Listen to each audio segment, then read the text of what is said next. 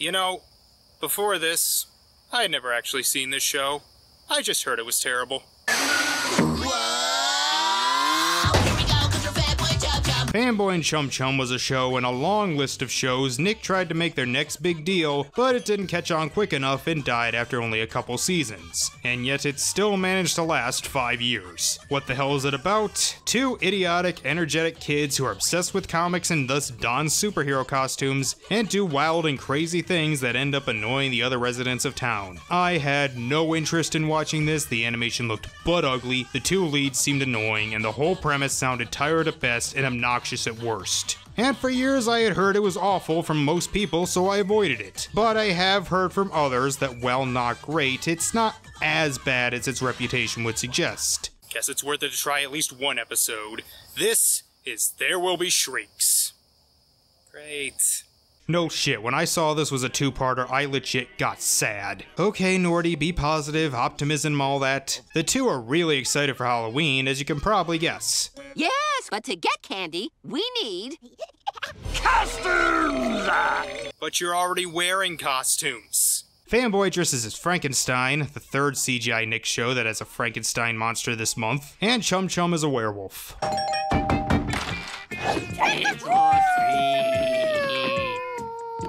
Trick or treat! Oh my god, that man's entire body is his head. It's 6 o'clock in the morning!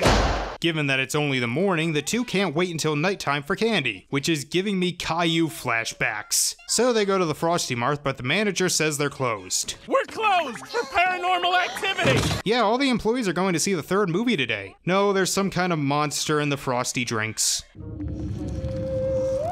Trick or treat?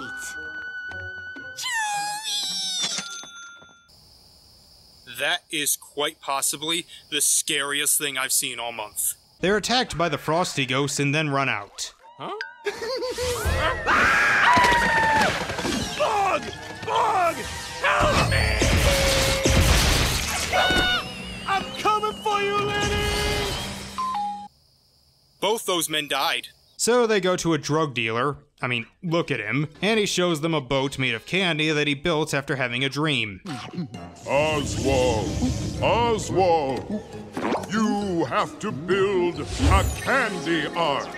Then gather 2 of every type of candy. Man, God is really running out of ideas. I honestly thought they were going to eat the boat as he was talking, but instead he tells them of a place that gives out candy all day called... A place called... that place! Alright, that was a good joke. Apparently there's something there that tricks children, but they don't give a shit. And there they see this guy who looks like a mix between Jack Skellington, that jack-o'-lantern guy from Billy and Mandy, and Alistair from Has-Been Hotel. Well, you've come to the right place. Come in, come in. This is taking on a level of creepy I don't think they intended. Apparently the house is edible, so we're getting into Hansel and Gretel territory. Well, I'm known to be the candy man of this town. Boys, run! After a repetitive joke, he shows them the candy. Again, this is creepier than I intended. Time for a song. The blue ones, the green ones, the red ones, the pink ones, the yellow ones, the purple ones, I love candy! It's awful. It's just awful. They overindulge on candy, but he still has a special treat for them. 2 big glowing balls. I don't apologize for that joke. With all the pedophilic imagery, I'm convinced they want me to make that joke. You have my word as a candy man. Once you taste this candy, you'll never taste any other candy again. So this is the candy equivalent of that fruit from the Spider Chronicles? Not getting much in the flavor department. Funny, I can't taste it at all. What's coming out of my mouth? It feels like my taste buds are popping. Again, some oddly creepy imagery in ways I don't think they intended. So he has taken their sense of taste, which that's actually a pretty scary thought. After a commercial break. And now, back to our tasteless tale. Boo! So the Candyman here is upset that nobody tricks and only wants the treats. Is that all you want? Underwear-based tricks? You are speaking our language. See?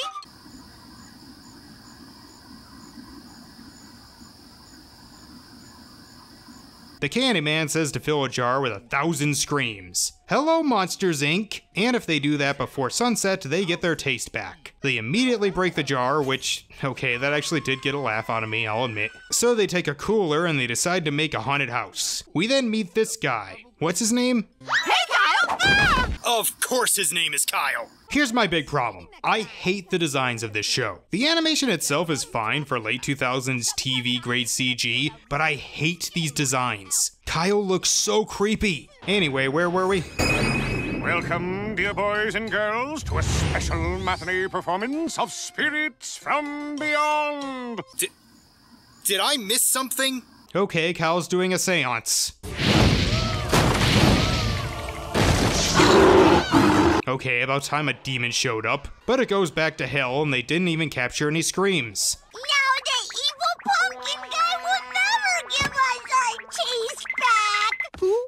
It's no one, Kyle. Just an evil jack-o'-lantern who used magical candy to steal our taste and magically put it in a magic jar. Magical pumpkin man. Well, this town's not big enough for 2 practitioners of the dark arts. What the hell is this show about again? Okay, Kyle's a wizard. I guess I should have done a little more research. And wants to take on the Candyman, but his face scares him so much that he starts screaming uncontrollably, giving them the 1,000 screams they needed, so they get their taste back. I'm gonna lick everything in sight! Again, just... ew.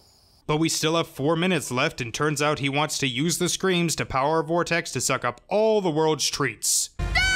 Kyle!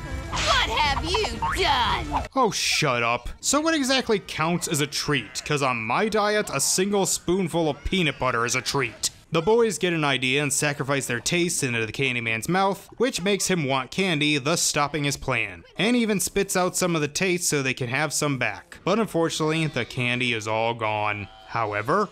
Oz! You came! I did it! I gathered 2 of every type of candy, and it's all safe inside my glorious candy ark. I can't believe that candy boat thing actually had a payoff. Smile! They don't call me Mr. Trick for nothing.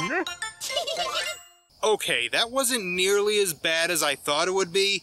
It's just kind of there.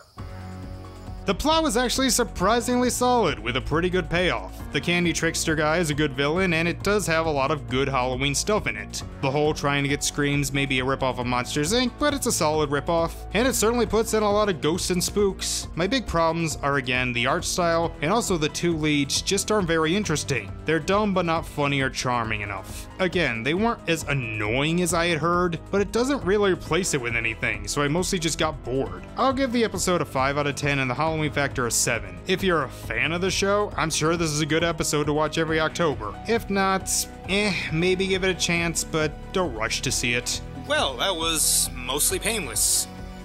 What do we got for 2012? No! Hey guys, you weren't followed here, were you? No? Seriously? Seriously? Seriously? Seriously? Seriously?